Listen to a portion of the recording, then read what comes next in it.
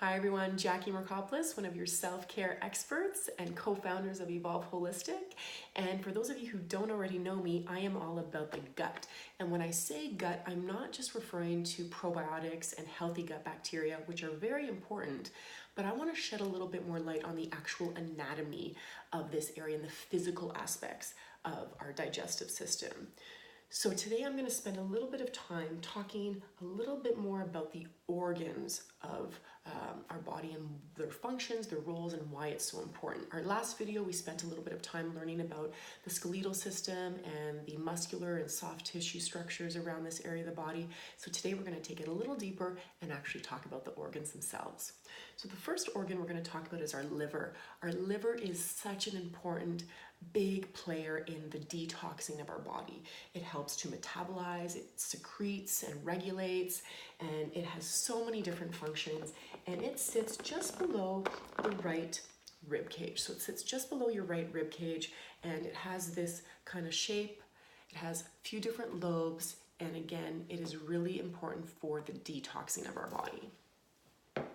The next organ that I want to talk about is our stomach. So our stomach, just across the road from our liver, our stomach lies underneath the left rib cage, and its main function is to break down our food into smaller particles to make the small intestine's job easier. So it has a soft, smooth muscle that contracts, and it literally contracts and grinds and breaks down that food. So that's the number one main function of our stomach. If we look behind the stomach here, we have our pancreas and our spleen that are very important for, again, hormone secretion, regulation, and they also sit just behind the stomach. So those three, the stomach, pancreas, and spleen, sit underneath the left rib cage. So we have our liver on our right side, and then our stomach, spleen, and pancreas on the left side. If we now take that further, so from the stomach dumps the food into the small intestine. So I'm just going to take my intestine out here. It comes out in one big chunk.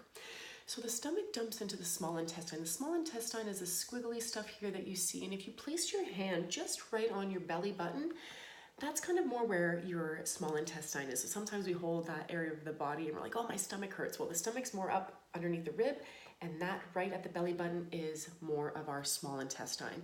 And this guy is long. If we took our digestive system out and we laid it out, it would cover the length of a tennis field. Just take that in for a moment. Think about how much tissue and structure that is to fit in this area of the body. So again, emphasizing the importance of opening it up to make sure that everything can function properly.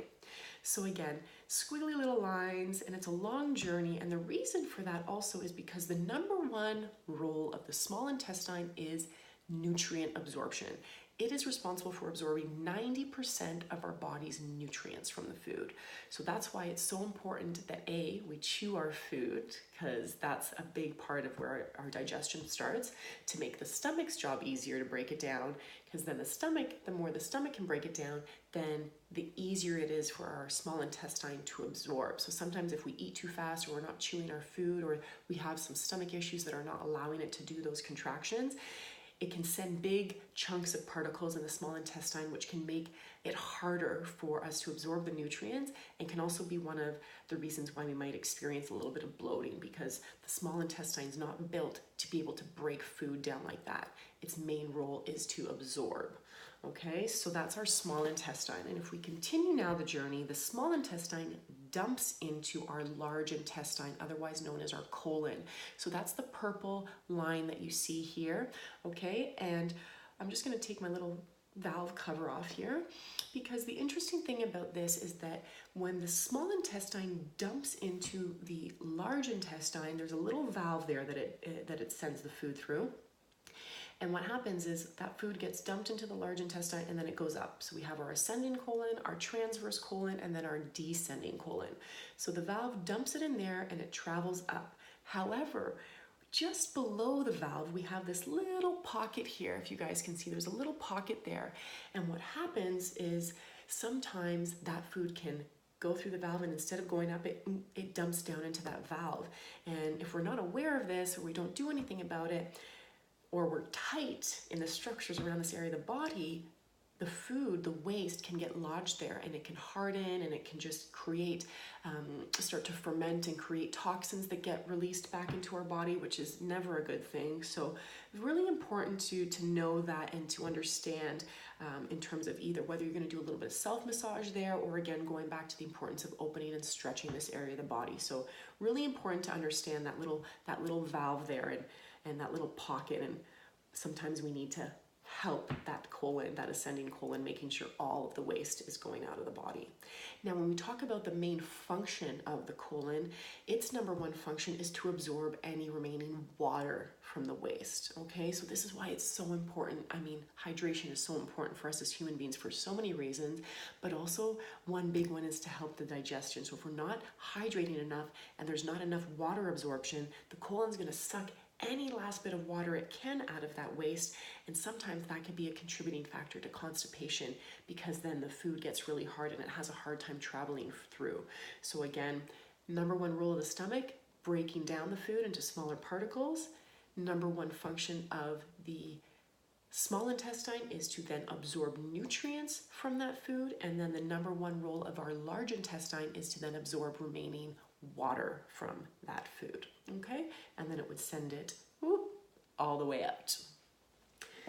And if we now take that out and we take a moment to look at the structures behind all of those organs. So we have our kidneys here that are really important for blood volume regulation and hormones and pH balance, and those sit back here. But you can also appreciate all the vascularity. We have so much vascularity back there, and nerve conduction. We have our adrenal glands that sit up here. We got our bladder down here, and you can actually start to see some of the muscles that I was talking about. So those hip flexor muscles that I was referring to, that's where they're coming. They're coming all the way up. You can actually see how high up they're going there. So now when we think about this and we relate it back to why it's so important that we spend time mobilizing and stretching and hydrating and making sure that we're opening up this area of the body, so important in order to create space and give the ability for these organs to be able to perform and do their job to their best ability and most efficiently at the same time. The last thing that I want to talk about with this area of the body is our solar plexus. So our solar plexus is a nerve bundle that sits just below our rib cage here, where the two the ribs attach there, right in the middle. That's where our solar plexus is. And our solar plexus is literally a grand central station for so many nerves that cross. And these nerves play a really important role in order to be able to have the organs work and do their job. So again, we have organs, we have soft tissue structure, we have so many nerve bundles that are so crucial in order for the organs to do their job.